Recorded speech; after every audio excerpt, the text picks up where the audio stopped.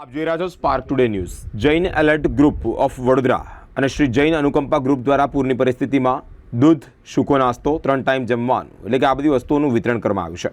80 યુવાનો 3 દિવસ કામે લાગ્યા છે। સુમંગલમ ટ્રસ્ટ સંચાલિત શ્રી જૈન અનુકંપા ગ્રુપ દ્વારા 12 કિલોની કિટનું વિતરણ કરવામાં આવ્યું છે।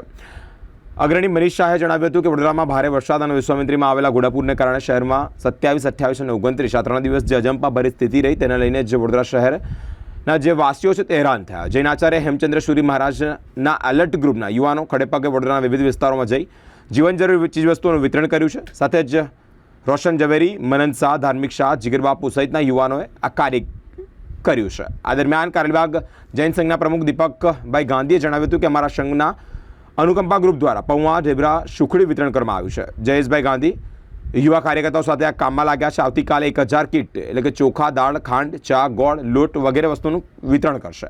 વધુમાં જૈન અગ્રણી દીપક શાહે જણાવ્યું છે કે જૈન એલર્ટ ગ્રુપ દ્વારા વડોદરા દ્વારા જે નિઝામપુરાના 80 યુવાનો ટ્રેક્ટર, ટાટાની મોટી ગાડીઓ લઈને છેલ્લા 3 દિવસથી સયાજીગંજ, પરશુરામ ભઠ્ઠા, કોઠી, અકોટા, મુંજમવડા, તરસાલી, માંજલપુર, વાઘોડિયા રોડ સહિતના જુદા જુદા વિસ્તારોમાં દૂધ, ફળો, સૂકો નાસ્તો, પાણીનું બોટલનું વિતરણ કરી રહ્યા છે।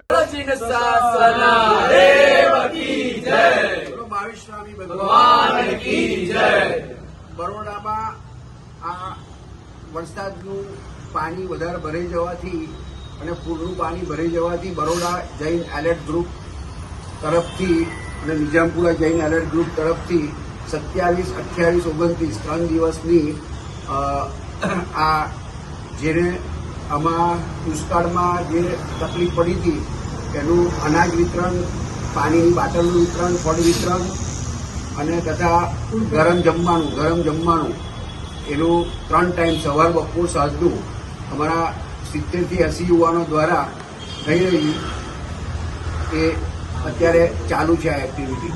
બોલો જીન શાસના દેવ કી જય, બોલો જીન શાસના દેવ કી જય। અમે એલર્ટ ગ્રુપના યુવાનો ઓલમોસ્ટ વડોદરાના બધા જ એરિયામાં જઈ આવ્યા હતા। અકોટા છે, માંજલપુર છે, તરસાલી છે, સલાટવાડા છે, પછી વડોદરાની બહાર ડભોઈ બાજુ છે, તરસાલી છે, એ બધી ભીલાપુર છે, વાઘોડિયા છે, પરશુરામ ભઠ્ઠો છે, એ બધી જગ્યાએ જઈ આવ્યા હતા।